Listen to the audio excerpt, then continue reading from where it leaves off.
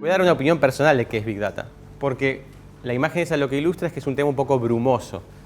Es decir, no está bien claro qué es, qué no es, pienso yo.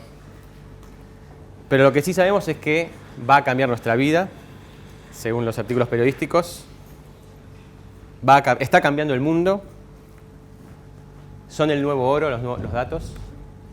Va a revolucionar el turismo. Va a enfrentar el cambio climático en el Pacífico, la Big Data. Va a mejorar la educación. Y todavía no sabemos bien qué es exactamente. Va a ser un montón de cosas importantes. Nosotros no, parece, la Big Data. Si uno googlea Big Data, se sienta, como hice yo en algún momento, a decir, bueno, ¿cómo la puedo definir? Va a encontrar seguramente un montón de artículos donde hablan de las D de la Big Data. En algún momento, hace unos ya más de 10 años, no me queda claro quién, pero alguien acuñó esta concepción de las D cortas de la Big Data, que vienen a ser velocidad, variedad y volumen, y en principio se consideró que Big Data eran registros de datos que cumplían con estas condiciones. Primero, volumen, ¿no? La idea de que hoy en día estamos produciendo muchísimos más datos que nunca antes como especie. Entonces se dice, por ejemplo, que a partir del año 2012, cada año que pasa la humanidad duplica la cantidad de datos que generó en toda su historia. Es decir, en toda la historia de la humanidad hasta el 2012 se generaron la mitad de los datos que el año siguiente. Esto, por supuesto, trae un montón de desafíos aparejados y requiere la invención de nuevas técnicas, esto es puramente tecnológico, para lograr guardar estos datos, para lograr consultarlos, para lograr simplemente manejarlos. Y como todos sabemos por las noticias que han ocurrido recientemente, algunas empresas están teniendo problemas para mantener sus datos seguros o que no caigan en manos indeseables, digamos, ¿no? Es decir, nuevas capacidades suelen traer nuevos problemas. De eso vamos a hablar después también un poco más. La segunda B corta es la de velocidad, que es recordar que estos datos no solo tienen un volumen más grande que nunca, sino que además se están produciendo a una velocidad más grande que nunca. Imagínense nada más que mientras nosotros estamos acá hablando, literalmente millones de personas en todo el mundo se la pasan escribiendo cosas y publicándolas en internet y todo eso va a parar a alguna clase de archivo, ¿verdad? O sea, que cuando uno duerme, la internet sigue despierta, cuando uno charla, cuando uno va al baño, cuando uno está almorzando, los datos se siguen produciendo alrededor de uno, cosa que se nos recuerda cada vez que después de un rato consultamos el mail y vimos lo que se nos acumuló, ¿verdad? Y la tercera vez, la de variedad. Históricamente, los grandes volúmenes de datos, la Big Data decimonónica, digamos, era tabular, es decir, rectángulos, filas y columnas, como una planilla de Excel. A mí me encanta la data tabular, pienso que a los seres humanos nos resulta fácil navegar información en un plano, ¿no? en dos dimensiones de filas y columnas. Y por la mayor parte de nuestra historia moderna, digamos, así es como la información venía, en registros, en tablas. Lo que cambió con la explosión digital es que ahora la información en general, si vamos a hablar de volumen puramente, la mayor parte de los registros que estamos guardando, la mayor parte de la información que ocupa espacio en los discos rígidos del mundo, no son tablas. Es información que se llama no estructurada. Video, audio, imágenes, cosas por el estilo.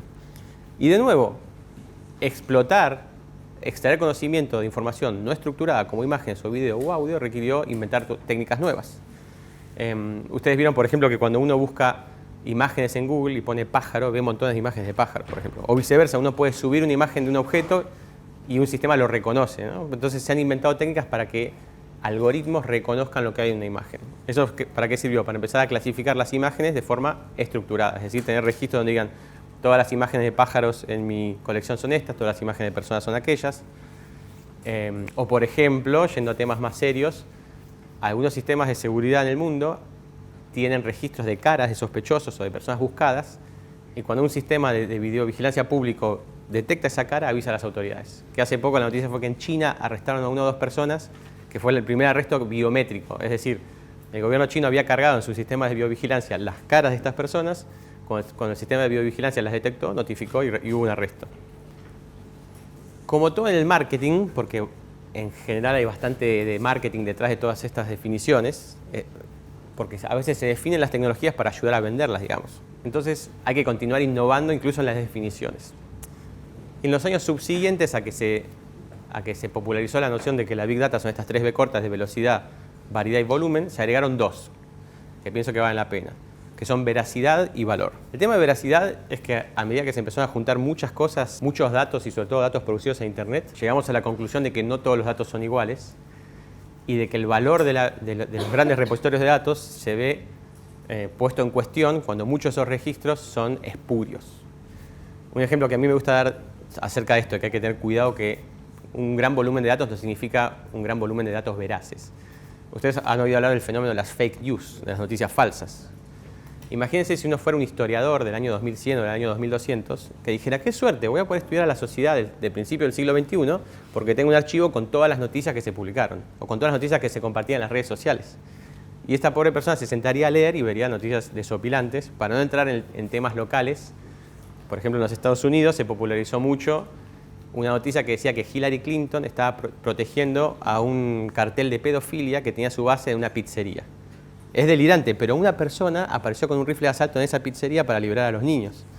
Porque estamos en una situación, en un paroxismo de que ya no se sabe qué es cierto y qué no.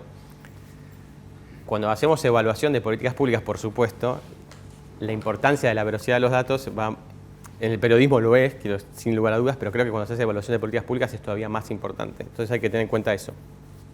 Un volumen de datos gigantesco del cual no podemos confiar o que no sabemos qué es veraz y qué no, tiene problemas graves. Y relacionado con aquello, lo de valor. También se empezó a hablar de que la Big Data no solamente tiene que producirse velozmente en gran volumen y con gran variedad y ser veraz, sino que además la idea es que si no se le puede extraer valor a un repositorio de datos, por más gigante que sea, no se merece la etiqueta de Big Data, ¿se entiende?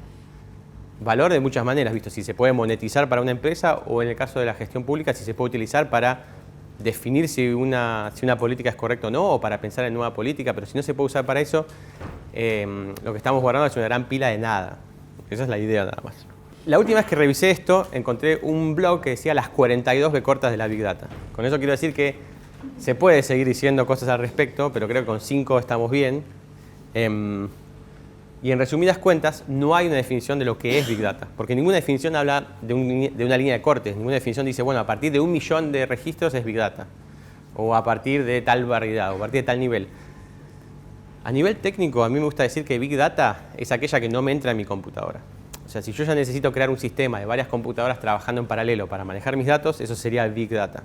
Pero para otra persona, una planilla de Excel de 10.000 columnas podría ser Big Data, porque depende de la capacidad que tenga uno para procesarla.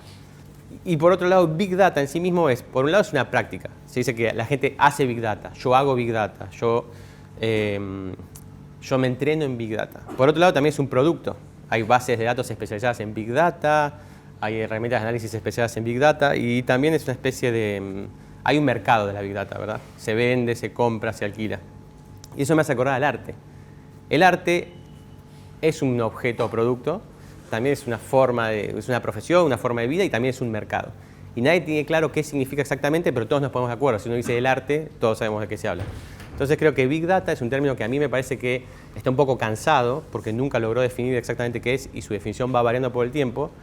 Pero por otro lado, le reconozco que cuando uno dice Big Data, es como que todo el mundo entiende de qué se habla, ¿no? Por eso estamos todos acá hoy. Había una charla de Big Data y vinieron. O sea, no es tan difuso como para que nadie sepa qué significa. Pero bueno, hasta acá llegamos con la definición, después en la parte de preguntas podemos seguir hablando de esto, pero creo que en definitiva lo que yo pienso que Big Data es un término difuso, hay que usarlo con cuidado en el sentido que no significa nada en particular, pero tiene este atributo